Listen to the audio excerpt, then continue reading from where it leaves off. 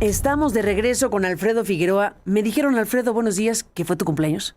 Fue mi cumpleaños, ¿Cuándo fue tu Carmen, cumpleaños? efectivamente. Sí. ¿Apenas? El 11 de octubre, sí, el sábado. El sábado, fiesta nacional, ¿ok? ¿Cómo es esto? Bueno, no, una fiesta nacional. ¡Feliz cumpleaños! Muchas gracias, Carmen. Niños y niñas que están por aquí y Alfredo Figueroa. Muchas gracias. Feliz cumpleaños, feliz cumpleaños. Sí. Bueno, espero que le hayas pasado muy bien el fin de semana y todo esto. Pero bueno, me estabas contando que leíste lo que una colega periodista de Milenio publicó. Cuéntame más para que el público esté en sintonía.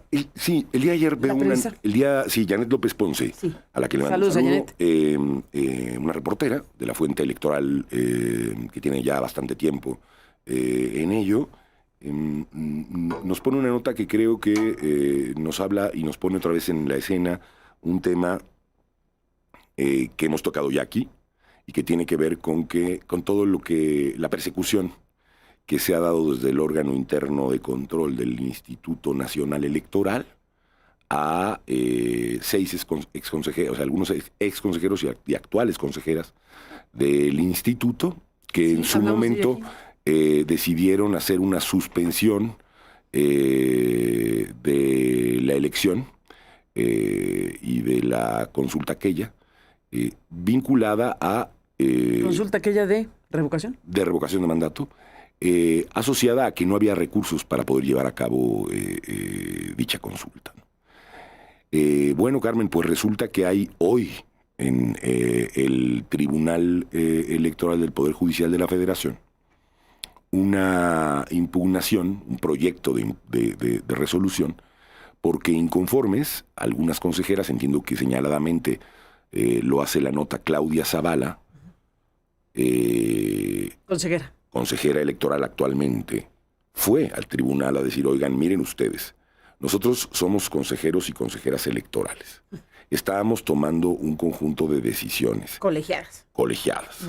Votamos.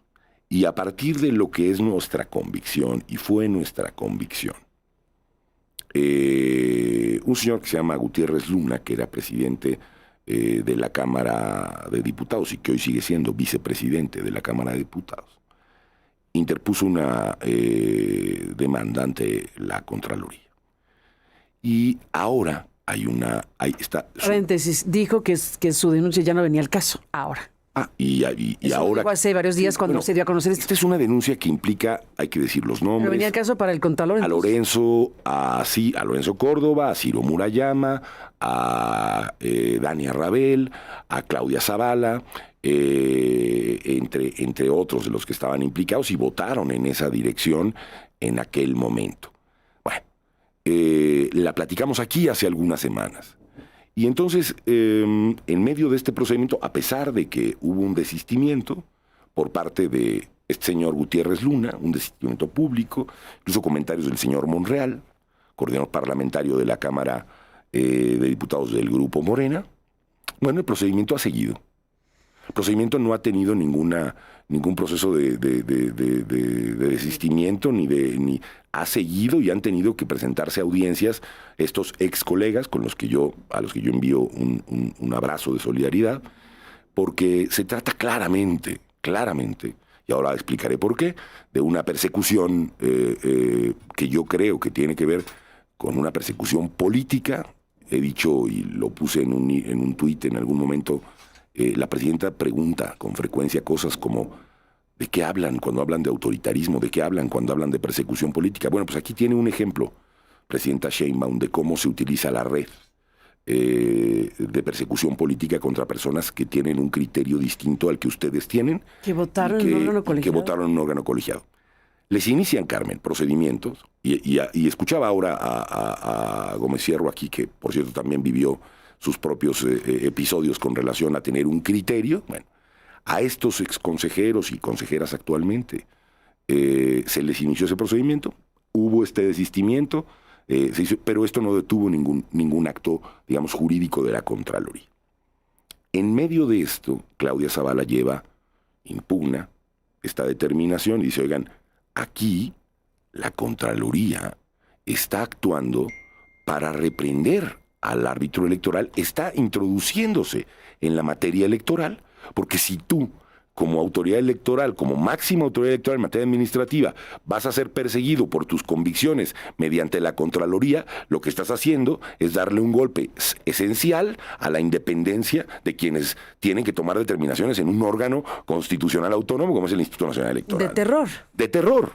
Entonces, bueno, claro, yo no digo que con candidez, porque ya conocemos a ese tribunal, pero por lo menos utilizando las vías institucionales que aún permanecen, vas ante el Tribunal Electoral y dices, señores del Tribunal, miren lo que está pasando, ¿no?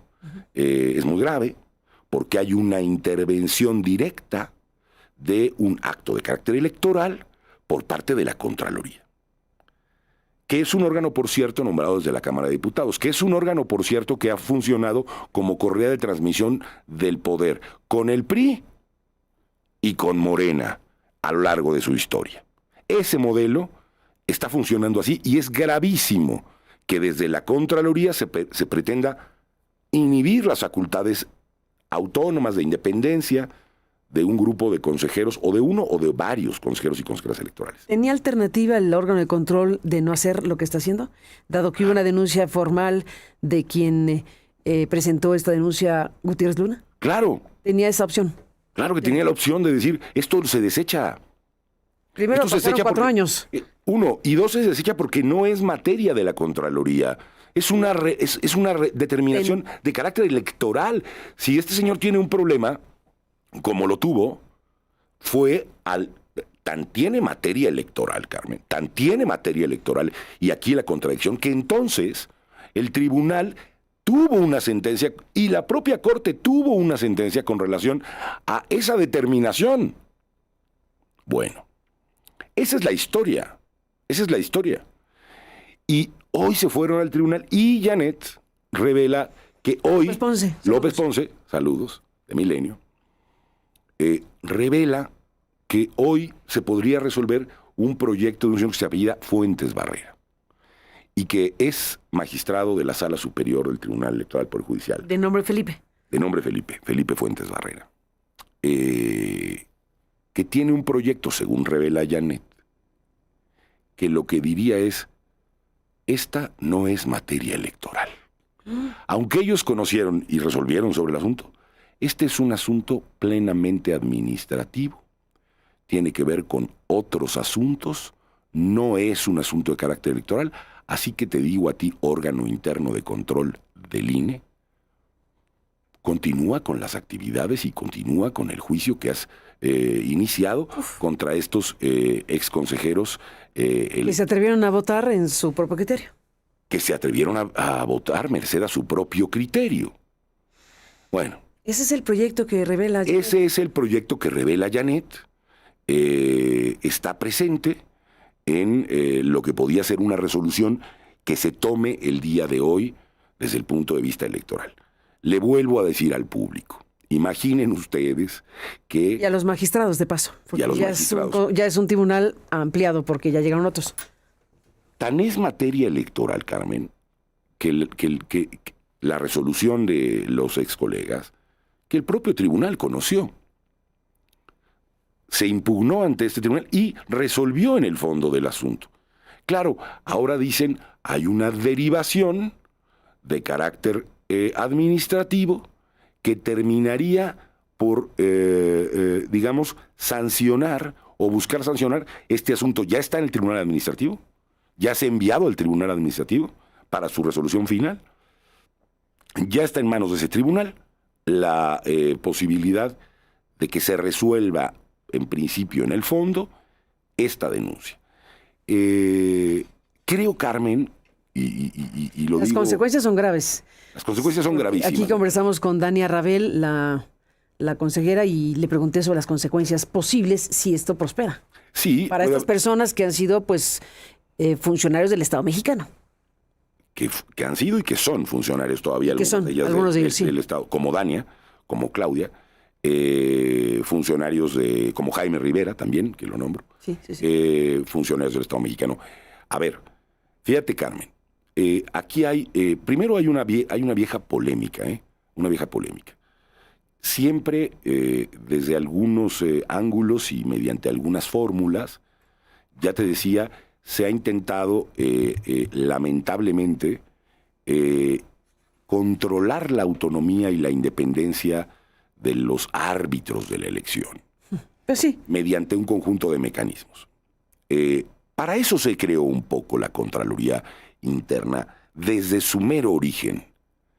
Cuando los consejeros y consejeras tomaban determinaciones independientes, los partidos y el sistema de partidos decidió en su momento construir mecanismos que pudieran contener, incluso en términos de sanciones, en términos de vida interna, las determinaciones del Consejo General respecto del sistema de partidos, respecto de sanciones, y contener políticamente a los consejeros. En el 2007 se introdujo la figura del Contralor Interno nombrado, de la Contraloría Interna nombrada desde la Cámara de Diputados, justamente para tener desde ahí una correa que se ha empleado en esa dirección. Pero hoy se emplea, Carmen, como nunca. Es decir, el paso, la línea roja que se cruza y que estaría avalando el tribunal si se acepta el proyecto del señor Fuentes, sería tanto como admitir que quien puede al final tener y establecer sanciones respecto de los criterios de carácter electoral, fíjate lo que está pasando, es una Contraloría y no las consejeras y consejeros electorales que fueron nombrados para ese propósito desde la Cámara de Diputados con 2/3, Carmen. Esa es la cuestión que está aquí presente, y hay desde luego una consideración que yo digo hay que tener desde el punto de vista de colegas que están siendo perseguidos, y creo que hay que decirlo de esa manera y de ninguna otra, perseguidos por su postura como autoridad electoral. Perseguidos, presidenta Sheinbaum, perseguidos. Y por otra, la animación de un criterio que se podría volver una espada de Damocles y una línea de ingreso y de amenaza a las autoridades electorales como precedente del futuro para hacer aquello que diga el poder, aquello que determine el poder, que no haya consecuencia de ningún tipo, orden o circunstancia frente a una presidencia tal o una cámara que decide, por ejemplo, Carmen, pues no te doy recursos el próximo año. No te doy recursos te doy el mandato y no te doy recursos. Porque eso es lo que... ¿Qué es lo que pasó ahí? Esto es lo que está pasando. Organízate una revocación de mandato, tú que eres la autoridad electoral, y no te doy los recursos para hacerlo. Suficientes. Oiga, vaya usted a cualquier lugar, pero no tiene ni auto, ni dinero, no tiene... ¿Cómo haces una elección? Esto es lo que está en juego.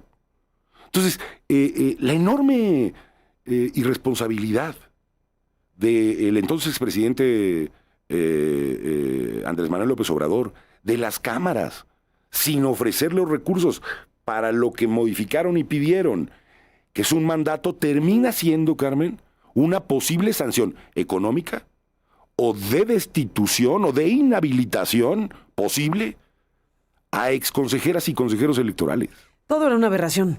Desde la propia convocatoria a la revocación de mandato, que eso se entiende en una democracia cuando la sociedad quiere ya sacar a su gobernante, no cuando el gobernante organiza un acto que al final de cuentas pretende decir, miren cómo me quieren, que al final era eso. Ya desde el origen el tema de la revocación de mandato era una aberración, pero ya después vino que te obliga, pues las circunstancias te obligan como autoridad electoral a organizar la revocación de mandato y te colocan contra la pared porque no tienes recursos para hacerlo. Entonces vas a quedar mal por donde sea. Había y hay, pero había en ese momento un propósito también clarísimo de desprestigiar a la autoridad en todos sentidos y colocarla en circunstancias pues como estas.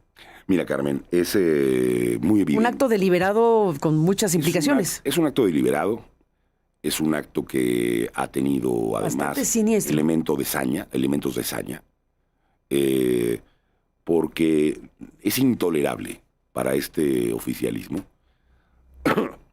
que alguien se atreva, decía el presidente, esta arrogancia, ¿cómo decía? Este atrevimiento de ser independientes, ¿no? Sí. Atrévanse a ser independientes. Perdón por el mientras no estén contra mí.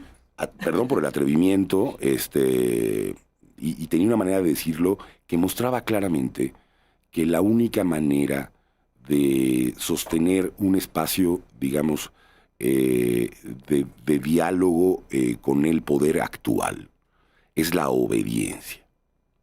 No hay manera de que hoy por hoy se pueda establecer un diálogo sobre la autonomía, la crítica y los criterios que cada uno tiene. El modelo, digamos, de populismo autoritario que se desarrolló a partir de López Obrador, no puede admitir ese modelo.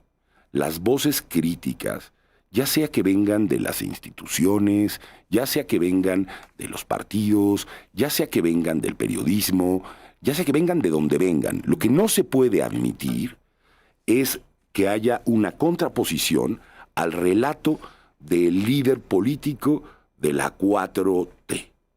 Este es el eje.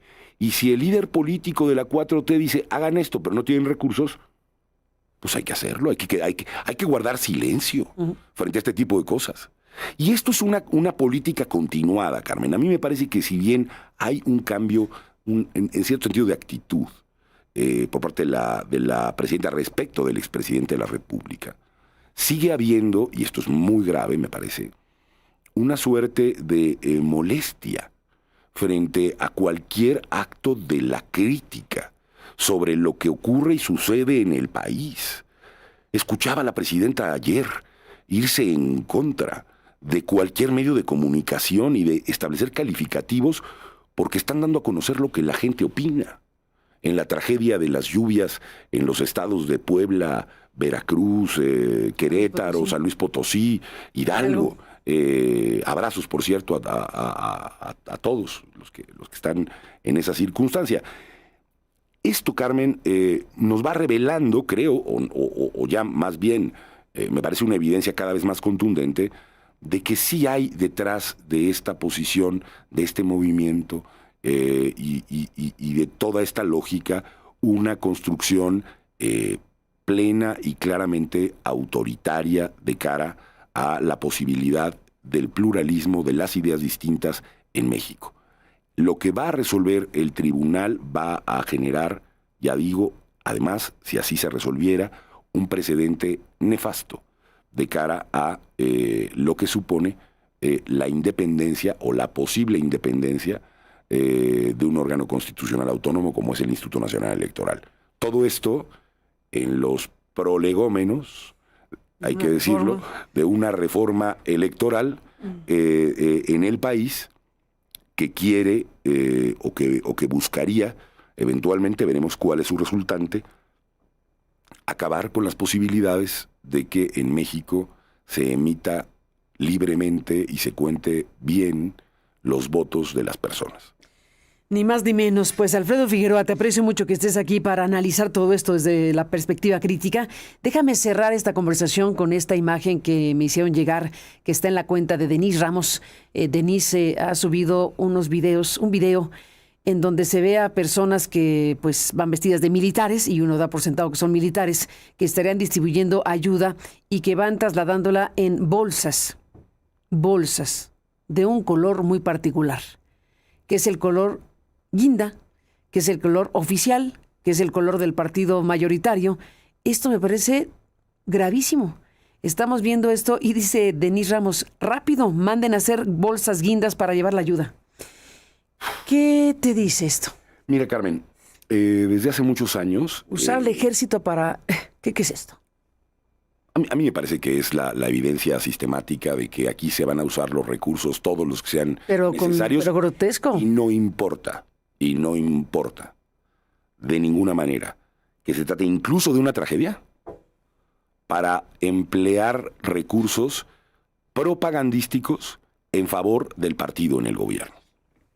Es la edificación típica de un partido hegemónico, es la negación del pluralismo, es el uso del dinero de todos para favorecer a un partido político. Lo han venido haciendo sistemáticamente. Este país está pintado de guinda en un montón de lugares.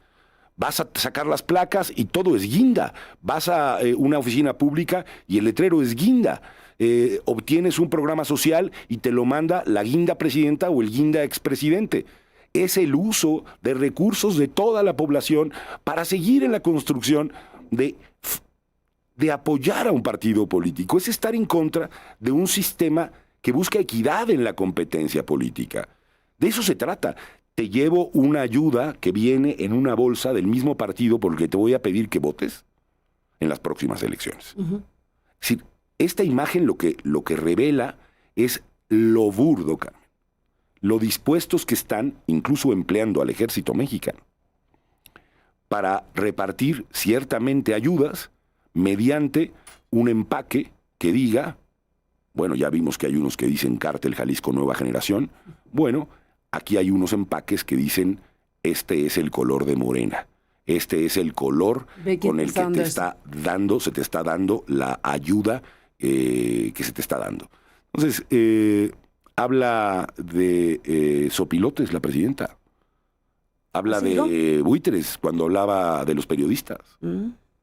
¿Cómo explica la presidenta el comportamiento de el ejército mexicano, de presidentas municipales enviando en bolsas de color morena ayuda a los damnificados? ¿Qué tipo de...? ¿Cómo? No le pongo el calificativo, póngalo usted, presidenta. Ponga usted el calificativo. ¿Cómo se debería dirigir? ¿Cómo se debería entender? ¿Carroñero? Es como usted se dirigió a los periodistas que hablaban críticamente. ¿Cómo se entiende esto? ¿Le preocupa? ¿No le preocupa?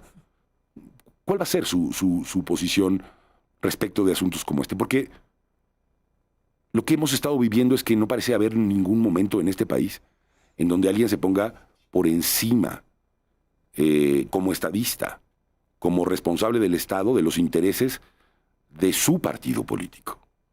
Y ese comportamiento, perdón, pero ha sido más evidente que nunca con el expresidente de la República, Andrés Manuel López Obrador, y con la actual presidenta de la República, Claudia Sheinbaum Pardo.